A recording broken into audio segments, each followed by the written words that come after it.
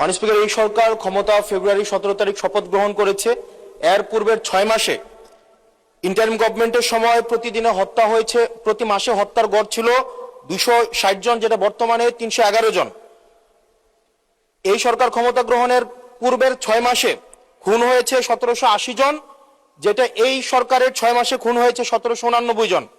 নারী ও শিশু নির্যাতন পূর্বের 6 মাসে ছিল 10,090 জন, এটি এই 6 মাসে হয়েছে 11,165 জন।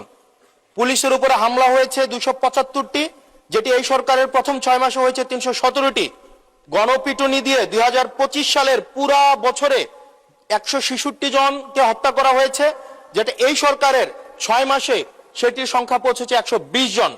ব্রাহ্মণবাড়িয়াতে কনসার্ট বন্ধ করে দেওয়া হয়েছে, নৌকাবাজ বন্ধ করে দেওয়া হয়েছে।